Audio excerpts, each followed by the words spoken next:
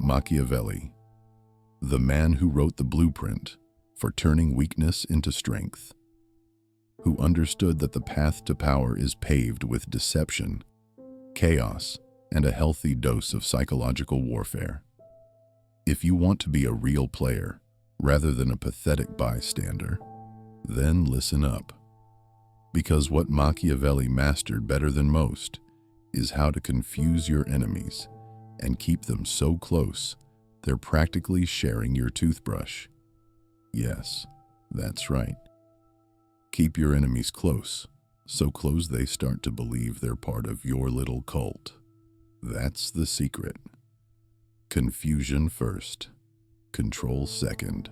Because when your enemies are spinning in circles, unsure of what's real or fake, you hold the real power. Let's get one thing straight.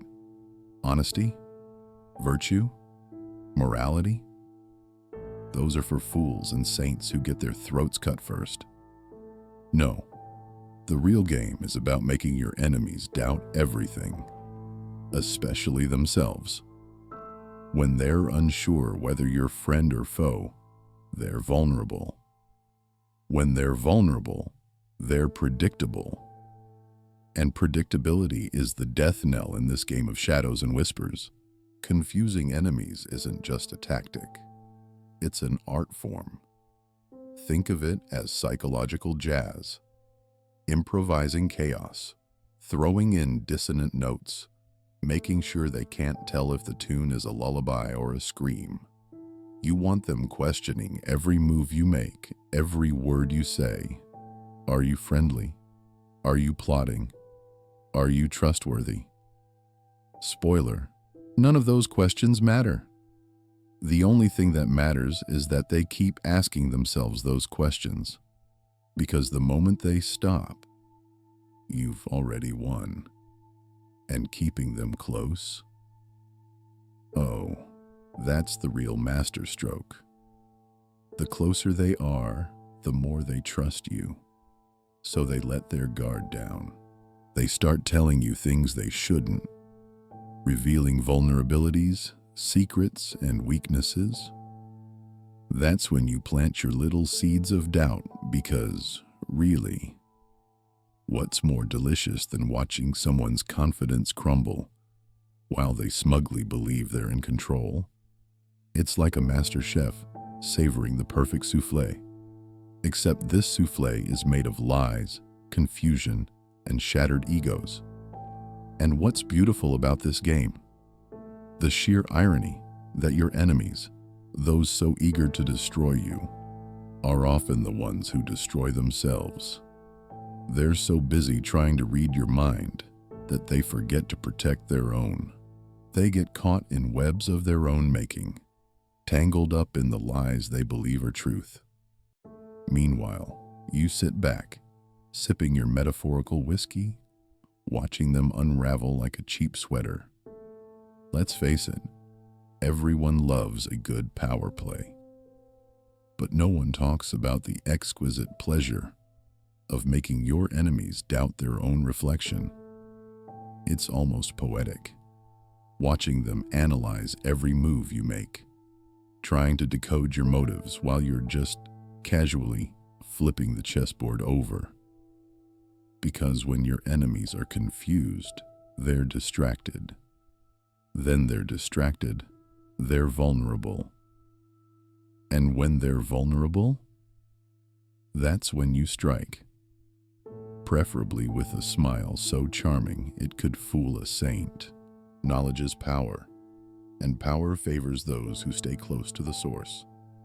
Like, subscribe, and return to the chamber where truth hides in shadow. The key is to be cold, calculating, and utterly detached. Love, compassion, those are liabilities. If you're feeling generous or kind, you're not playing the game. You're losing it. You want chaos? You want confusion? Then you need to be the eye of the storm, calm, unshakable, and utterly ruthless. Because the moment they see weakness, they'll pounce. And guess what? Weakness is always the easiest target. But here's the dark little secret. The best part about confusing enemies is that it's addictive. It's a high, watching them stumble around, questioning everything. Your motives, their loyalty, even their own sanity, gives you a sick thrill. The kind of thrill that makes you want to do it all over again. After all, what's more satisfying than watching someone's carefully constructed empire of lies crumble because they trusted the wrong person? Spoiler, it's you. And what about loyalty? Oh, please. That's just a nice fairy tale we tell ourselves. The only loyalty that matters is self-interest. Keep enemies close enough that you can see their weaknesses, and you'll always be one step ahead. And if you're feeling particularly cruel, you can even turn their own allies against them. Plant doubts, spread rumors. Watch the chaos grow like a beautiful toxic garden. Because in this game, the only thing that's real is your own detachment.